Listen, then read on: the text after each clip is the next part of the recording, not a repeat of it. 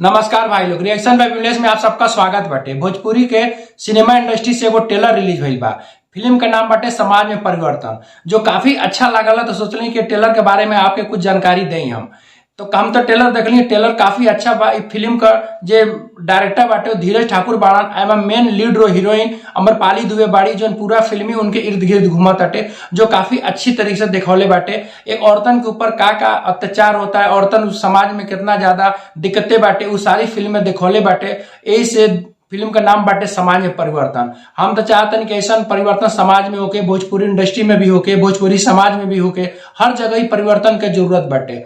Film के trailer में दिखावल गई बाटे कि अमरपाली दुबे के माता पिता घर एगो लड़की के पैदा भइल बाड़ी, वह अमरपाली दुबे, लेकिन उनके पिता के लड़का की जरूरत रहे। कहा कि पिता कहता ना वंश बढ़ाने के लिए लड़की की जरूरत होती है, लड़की की नहीं। लेकिन बड़ होकर के पढ़ लिख करके वो काफी अपन नाम रोशन करताड़ी कि का काम करता फिल्म में दिखावल गई बाटे अमरपाली दुबे के। तो पढ़ाई लिखाई तो पहले कर लेता अच्छा से कॉलेज में, फिर उनका शादी हो जाता। शादी होने के बाद गांव जब अपनी ससुराल आवताड़ी तो वहां सारी दिक्कतों का सामना पेश देखा ताड़ी कि समाज में कितना ज्यादा दिक्कतें बाटे, और वही समाज के जो दिक्कतें बाटे ओमे परिवर्तन लावे के, ओमे बदलाव लावे के कहानी बाटे।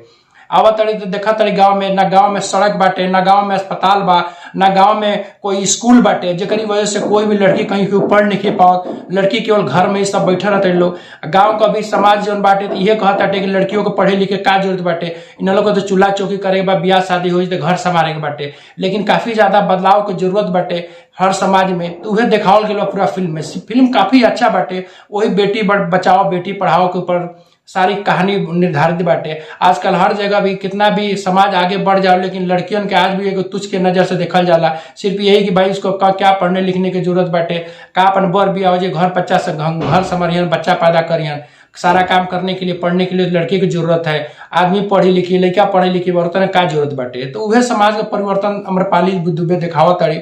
आवा ताड़ी तो देखा ताड़ी लेकिन खातिर उनके अस्पताल खातिर लड़ा ताड़ी, स्कूल बनावे खातिर लड़ा ताड़ी। गांव का प्रधान आवता उससे बोला ताड़ी कि गांव में एक सड़क नहीं के, जेकरी वजह से रात बिरात को भी कोई प्रॉब्लम होता टे तब शहर में ले जाए में बड़ा दिक्कत होता टे। तो काफी चीज के विरोध करता रही। फिर अपने जेकरी वजह से घर में भी उनके अपने ससुराल में भी काफी ज्यादा दिक्कतों का सामना फेस करे का पड़ा ताटे। अब घर वाला भी केहू साथ नहीं के, चाहे उनका पति होके चाहे सास ससुर होके। लेकिन सारी दिक्कतों को दूर करके उस समाज से लड़ा ताड़ी कि समाज में कुछ परिवर्तन होके, कुछ बदलाव होके। फिर केहू तरह कन्विंस कर ले ताड़ी घर में कि भाई जब तक स्कूल नहीं किया बना तब तक गांव के लड़कियन के अपने घर में हम पढ़ावता नहीं।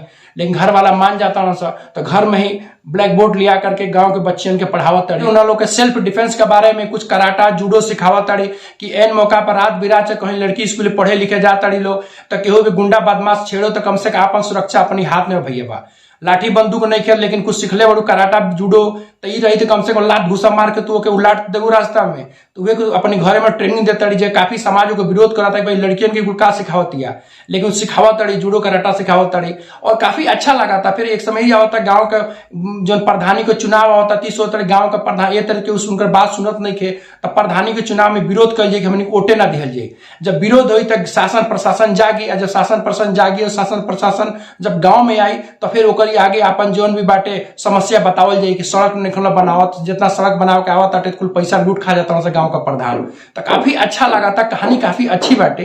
देखा ये मुद्दा पे तो ऐसे भी कई सारी फिल्में बनल हुई है, समाज में परिवर्तन ये है जिस तरह लेके बेटी उटी के ऊपर, लेकिन ये कुछ कहानी कुछ अलग बाटे जो किस तरह से आप मतलब ये देखावल बाटे कि अगर शासन प्रशासन से लड़े के बाटे तो ये नहीं कि तू कौन आंदोलन करा चाहे कौन भूख हड़ताल करा। ओके एक मामूली भी समस्या बा कि अपनी मामूली जो समस्याओं को भी बड़े अधिकारी तक के तरह पहुंचाओ बाटे, कैसे अपन विरोध कर कि लोगों को कुछ बुरा भी ना लगे। तक गांव में अगर प्रधानी को चुनाव हो तो विरोध करता रही कि जब तक ले भैया हमारा गांव का समाधान ना करवा जा, आई ना करवा जा, तले हमने के वोट ना दियल जी। फिर गांव के औरतन के जागरूक करता रही कि हमने के वही आदमी को वोट देवे के बाद जितला के बाद गांव का काम करो, ये ना कि वो आदमी को वोट नहीं देवे के जितला के बाद सारा पैसा लेके खा जा। तो कहानी काफी अच्छा लागल। समाज में परिवर्तन फिल्म के नाम बाटे। हम तो चाहते नहीं समाज में नहीं परिवर्तन, भोजपुरी इंडस्ट्री में भी परिवर्तन हो, भोजपुरी समाज में हर जगह समस्या बाटे काफी ज्यादा। ये समस्या केवल गांव में नहीं कि शहर में भी समस्या बा, तो ये परिवर्तन हर जगह होके चाहिए। काफी अच्छा लागल, काफी अच्छा रोल निभोले बड़ी अमरपाली दुबे जी। संजय पांडे जी भी बाड़े बा, और सबसे ज्यादा प्रशंसा का हकदार बाड़े फिल्म के जो डायरेक्टर बड़ा धीरज ठाकुर जी। हम चाहब कि भोजपुरी इंडस्ट्री में भी ऐसी फिल्में बनते रहो, औरतन के ऊपर जो कहानियां बनती रहो, औरतन के जो आजकल कमियां बाटे, जो तिरस्कार बा वो तिरस्कार को जागर हो गई, करी वजह से आदमी और जागो, जो आदमी का आंख जो बंद हो गई बाटे, आंख खुल जाओ आने वाले समय के लिए कि भैया अब हर एक चीज बराबर बाटे, तो बराबर कहले से ना होला, बराबर सम्मान भी दिहल जरूरी बाटे। तो हमके तो काफी अच्छा लागल अमरपाली दुबे जी का पूरी एक्टिंग काफी अच्छा लागल बा ट्रेलर। और जब फिल्म कब रिलीज हुई तो पता नहीं, कि जब फिल्म रिलीज हुई तो फिल्म के बारे में भी आपसे बात करा, कहे कि ट्रेलर में बहुत कम ही कुछ दिखावा जाला, जब पिक्चर रिलीज होला तब कुछ ज्यादा पता चलेला। वीडियो देखने के बाद हमारे चैनल का लाइक और सब्सक्राइब जरूर करिए जा भैया। अगले वीडियो में फिर मिलता है, नमस्कार।